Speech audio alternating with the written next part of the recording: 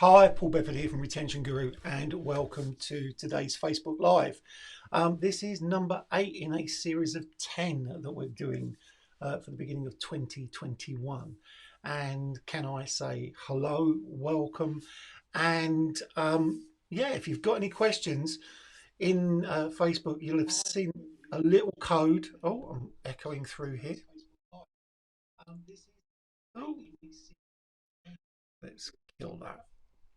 Sorry, I'm trying something different this afternoon. I've got some new technology. I'm trying to use that in order to make this a bit more seamless, a bit easier for me. It's a bit worrying because I've had to actually put my keyboard out of reach in order to do this because it just clutters up the space just below me. Um, so just bear with me if you wouldn't mind. If you're looking to the side in the description of this, or it might even be below, you might see it says ecamm.live 22368. If you click on that, that gives you permission to share your comments so that I can see them. One of the challenges we had last week was that I couldn't see your comments, and I got to the end of the session. I said, obviously no comments or questions. I'll see you all this week. And then as soon as I closed everything down, what I did see was that someone had submitted a question that I hadn't seen.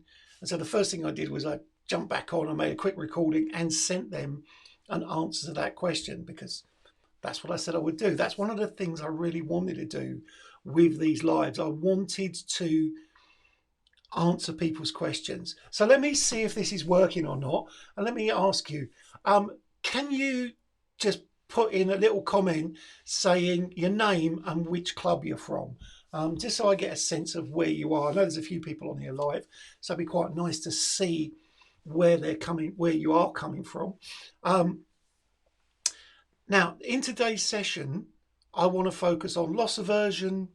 I want to focus on net promoter score, and I was going to answer questions. I've only had one question come in all week, and I'll come back to that. And that was really about visit frequency, real world visit frequency, and online visit frequency. And while we've only got a little bit of research on that at the moment, I'll tell you what that is as we go through. So let me come over to here. Let me come over to the comments. Okay, so I can see, even before I do that, let me come back again. Andy, first time on with you, but I have to go. We'll listen back. Thanks. Eddie, that's fine. That's absolutely fine. I do that sometimes. I see something's come live. I open my phone, I click to see what it is, and then I'm on live with somebody, and I'm thinking, I don't want to be on live. I was trying to find out what was going on with the push notification. But if you've got comments, stick them in the sidebar, and I will follow up on those. Now, let's continue then. So I wanted to talk today about loss aversion. Now, Daniel Kahneman is a famous psychologist who actually won the Nobel Prize for economics, which I think probably upset the economists. But Kahneman's got a really good understanding of human behavior, and he's been at the forefront of behavioral economics for a long time now. And he's got some really interesting concepts and some really interesting ideas. And the one that I want to focus on today is this one of loss aversion. And loss aversion really just focuses on the fact that we have a greater fear of losing something than we have of gaining something, or even of something of equal reward or equal value. Now, I found this really nice diagram, really easy to follow, really, just what you want on a Facebook Live. But basically, it's looking at the reference points, both positive and negative, and then the outcome of losses and gains. And actually, we actually feel when we've gained £100, the difference in our state is less when we gain something than when we have a greater sense of loss when we lose £100. Now, how does that relate to what we do and what we could look at? So look, I've got 4 examples here that I wanted to share, and then I'm going to give you 4 examples of how I might respond to this. So You know, look, the first one, not wanting to try a new workout because of the fear of losing the effects you're getting from your current training regime. Now, I've had that. I've been a competitive cyclist, and there were things I would do in my cycle training, and people say, you should try doing this, you should try doing this. And when you look at your training sessions, you think, well, if I substitute that one, what might go wrong? And if it goes wrong, have I then sacrificed something? So there's this real dilemma between should I do it or shouldn't I do it?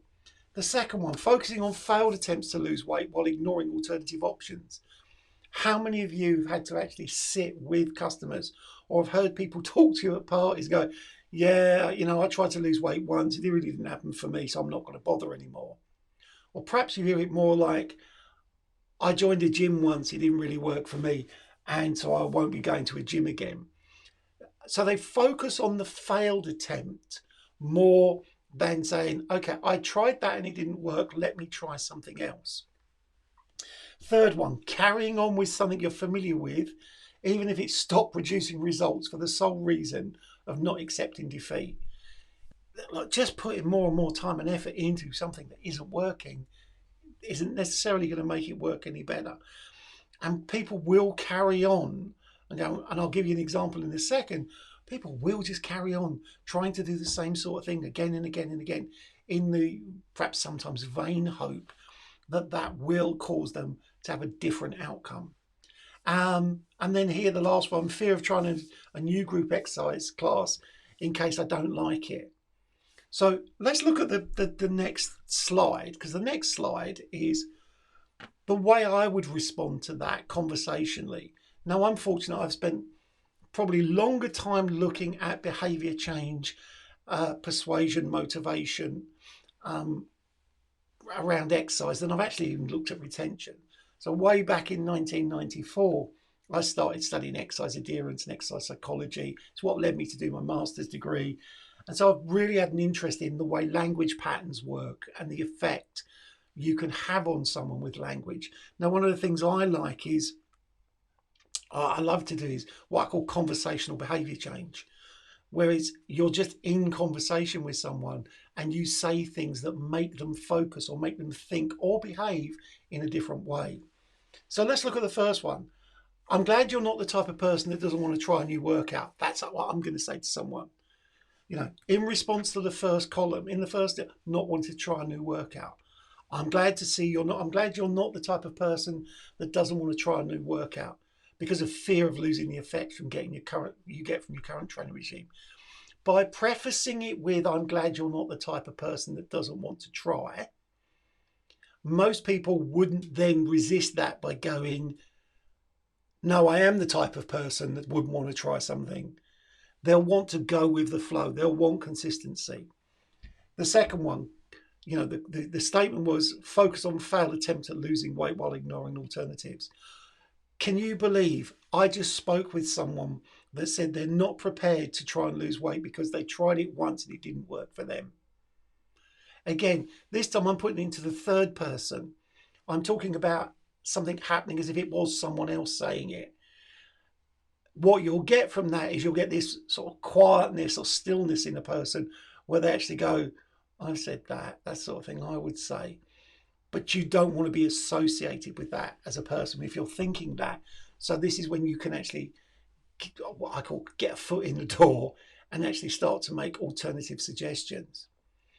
The third one, carrying on with something you're familiar with, even if it stopped producing results, for the sole reason you don't want to accept defeat. And here, I was talking to a member that said they were going to increase their sit-ups from 500 a day to 1,000 a day until they get a result.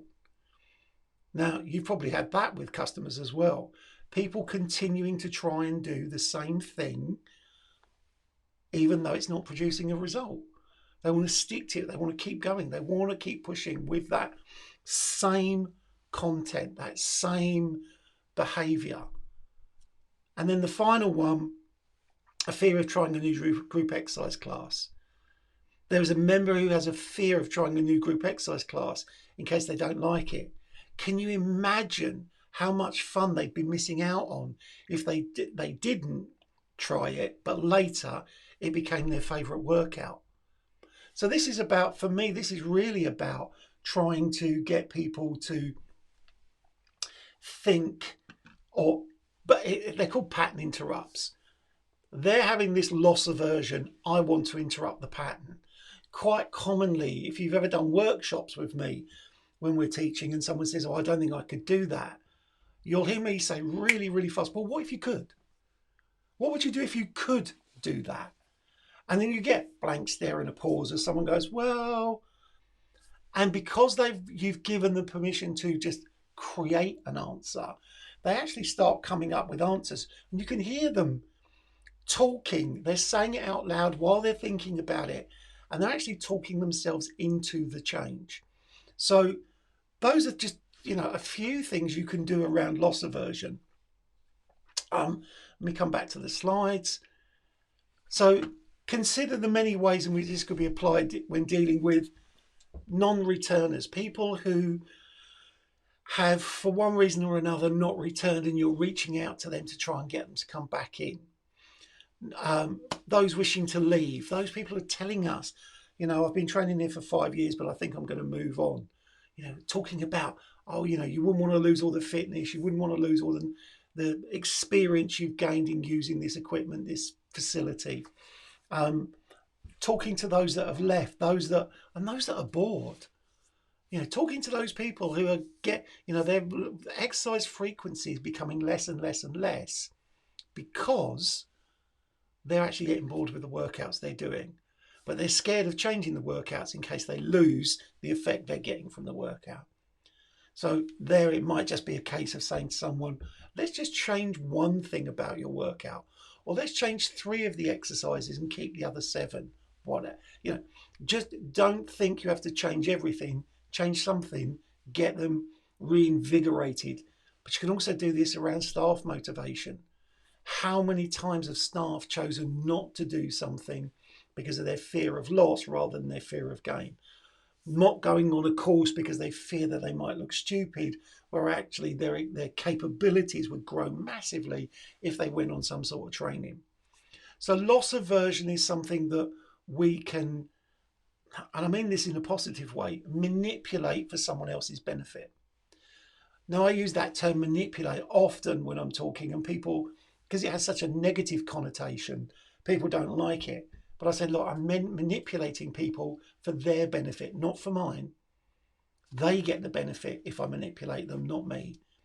So loss aversion is something that we could figure out. It's something we can talk to our customers about during the joining phase, particularly while they're a long-term member, and around that period of time, right at the end of their membership, maybe when they're going to leave us, where we can intervene before they drop out. Now, I've seen that Gabby has messaged in saying she's watching from Berkshire. Is it Berkshire or Berkshire? Berkshire. I always laugh when I hear the Berkshire Hathaway, which is the investment group, and I'm thinking, is it Berkshire? I'm sure it's Berkshire. I prefer Berkshire. But thanks for letting me know you're here, Gabby. Right. So the next thing that I want to talk about. Oh no, I did think about that a lot. Someone. Oh, I don't want to give up all the things I like. Or what if I get addicted to exercise? What a shame. You got addicted to exercise. Very few people get addicted to exercise. Okay. And I will give recognition to Mr. Ian Davis for being here this afternoon. Ian, good to have you here. Good to talk to you in the last few weeks.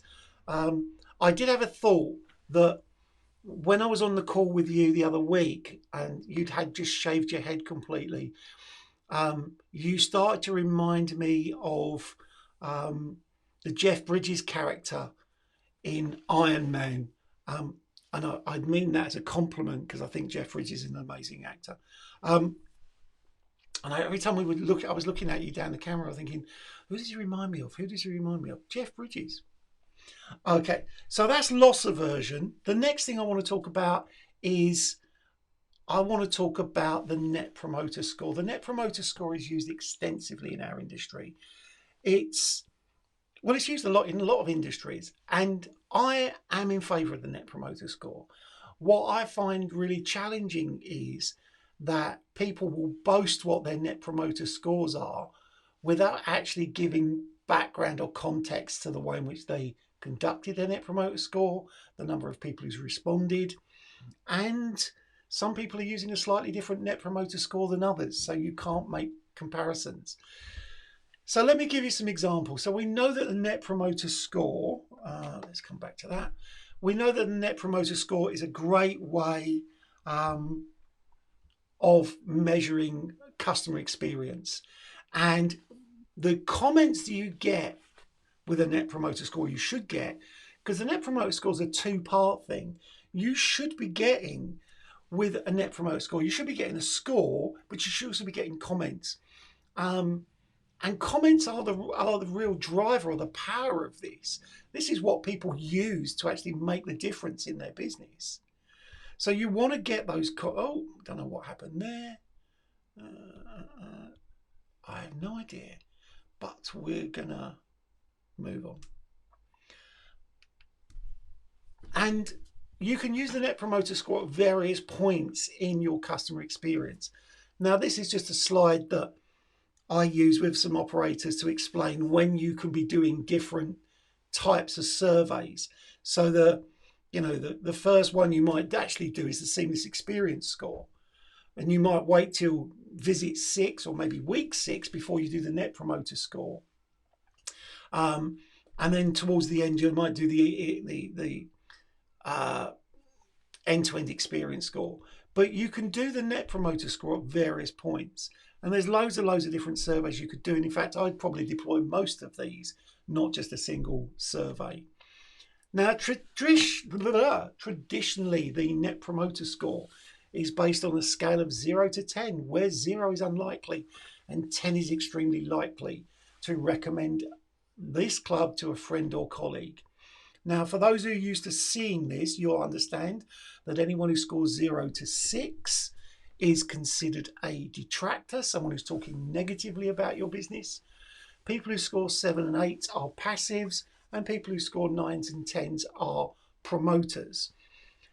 And the way in which you do the calculation to get your Net Promoter Score is you add up all the promoters and you subtract all the detractors as a percentage, and you get a number. Now, that's really, really useful in that it starts to give you a sense of where your members are in terms of their experience in using your club. However, things you need to take into account might be how long a customer's been a customer within your business. Because we've seen in research that's been conducted multiple times now that members who've been a member longer term, 5, 10, 15 years, actually have a very different set of insights about your business than someone who's only been 5, 10 or 15 weeks within your business. And splitting those comments out can be or splitting those demographics out can be very, very useful. You should also take the comments and split the comments into different types of buckets.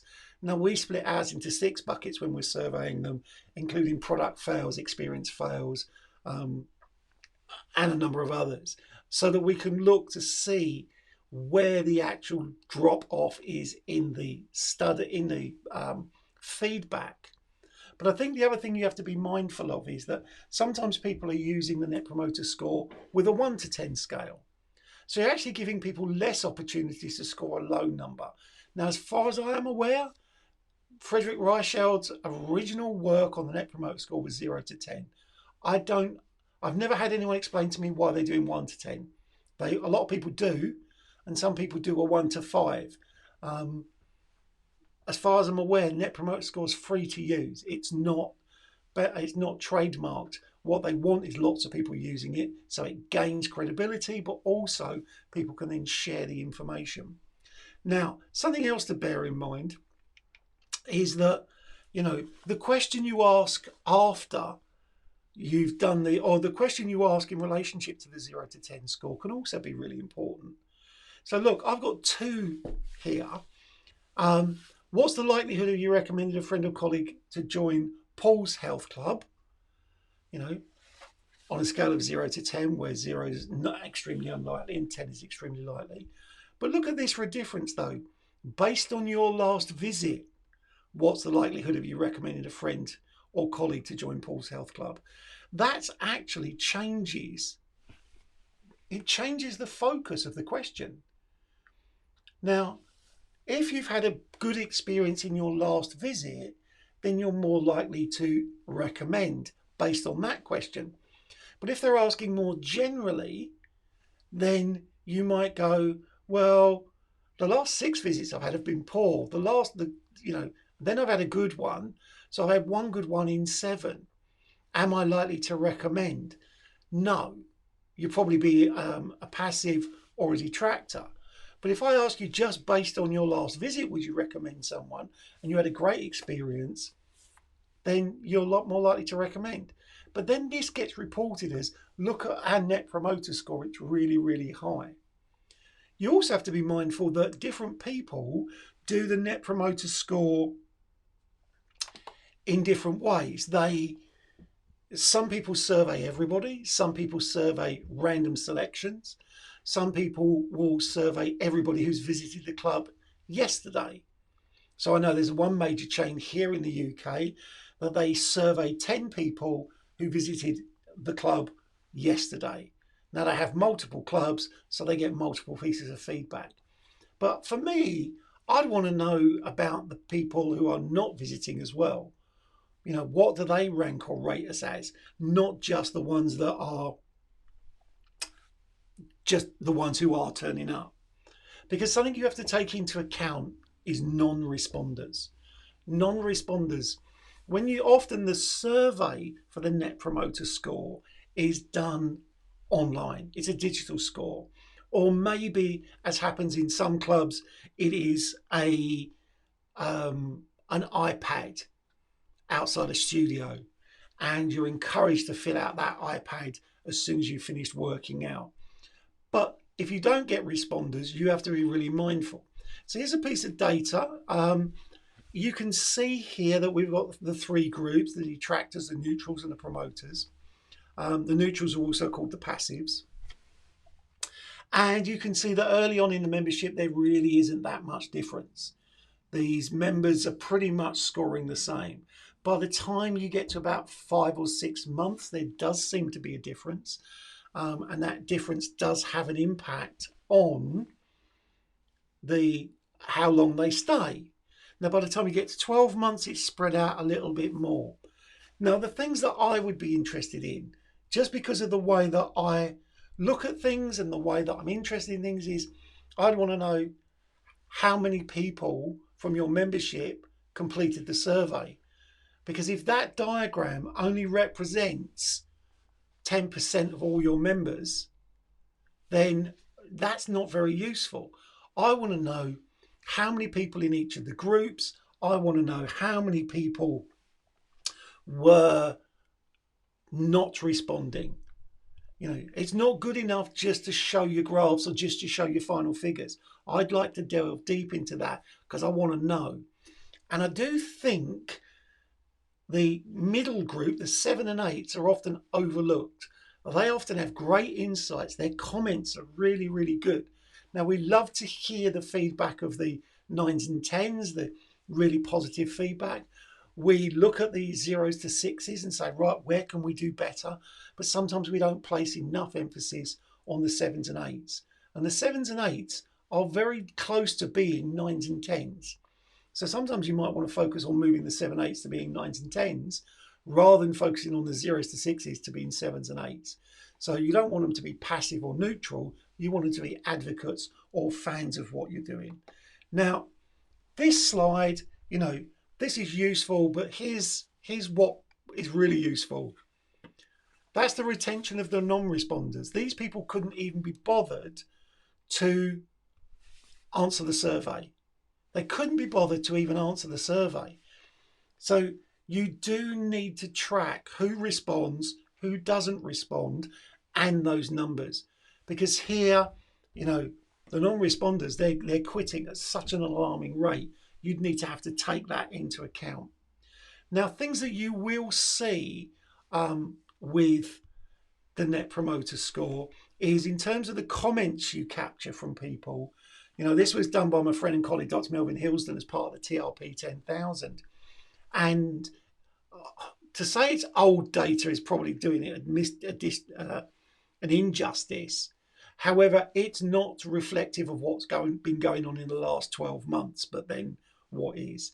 And these are the proportion of members reporting positives. Learning new equipment, updating an exercise program, attending a class, completing a challenge or workout, meeting friends. These are all positive types of comments, encouragement from the fitness staff. I think what comes across to me very strongly here is that human part again. And I know I go on about it almost every session we do. Human connection is really, really important. Yes, I value the digital connection, but I also value the human connection. And here, updating an exercise program, that's done with a member of staff. Learning new equipment might be self-taught, it might be with a member of staff. But all of these things can be very, very useful in terms of interacting and engaging with customers. Then you've got, Then you've got this, which is discontent. No lockers, no parking, toiletries run out, towels are not available, cancelled classes, equipment broken down, changing facilities for fitness staff or reception staff. Those dots represent not speaking to you. This is really, really, you've got the sort of the dichotomy here of the really positives and the really negatives. And yeah, I'd certainly agree. I'm going to bring that up. I'd agree with Ian. Let me see if I can move that up a bit. We found comments do not always relate to the score. Passive scores with excellent comments and promoters with negative comments. The value, as you say, is more in the relevance of the feedback. Whilst greater score is welcome, we do not get hung up on the score per se. Ian, I fully agree with that. And I love, for those of you who are old enough to remember, I love the banana splits image. I do like that. So yeah, looking at the comments, cancel that. Looking at the comments is really important, as well as looking at the score. Yes, you want your score to be high. Yes, I know we had Terry and Jeff on the last two sessions, and talking with them, they were getting really high net promoter scores, which doesn't surprise me. But they were probably also getting really, really good comments. Whereas you get an awful lot of people that just want to know the number and they just want to shout about the number. You need to get a more holistic view of it. You need to get an overview of everything that's going on in the business. Now, does anyone else have any comments about net promoter score or surveys or questionnaires that they want to raise? Because as I said, I'm a fan of the net promoter score. I think it can really help. I do think you need to take the answers and put them into almost separate silos or buckets. Whether is it a facility problem? Is it a staffing problem? Is it a customer expectation fail? Is it a product fail? What they bought doesn't do what they want it to do. Is it an expectation fail? What they thought they were buying isn't what they got. That's where the Net Promoter Score, I think, can be really useful when you drill down into the comments. But then, and this is so important, you have to take action. Because if you don't take action on the comments, you're not going to shift the needle. I would encourage you to use the Net Promoter Score in any format. I'm not, but use it systematically. Do it the same way each time. If you say we're going to survey twice a year everybody, then put the dates in and survey everybody twice a year. If when you get your feedback, you look at the demographic, maybe split all the responses by age, and you see, we've got lots of responses from older customers and only a few responses from younger customers.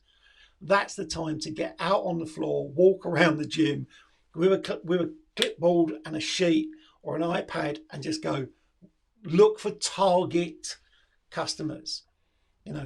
walk around, go up to them and say, I'm looking to do Net Promoter Score. I've got 2 questions I want to ask you, really simple, and just add to the data. Don't just rely on the single, we sent an email blast out and now we're waiting for responses.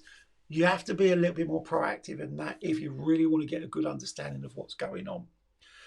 Right, I've pretty much come to the end of the stuff I wanted to share with you for today. If you do have questions, I'm interested to hear them. Whether you've got questions today or whether you've got questions for the future, we've got 2 more of these sessions before I'm going to take a break. I've always planned to do these in blocks of 12, blocks of 10. Traditionally, March ends up being a very, very busy period of time for me. One with the conferences that you would usually be on now, which all seem to be in September, October, and November this year. But also, this is the time of year where we run one of our retention kickstarts, which we're doing at the end of March. And I'll talk about that either in the next session or the final session. And we need time to prepare for that for the people who are going to attend that training.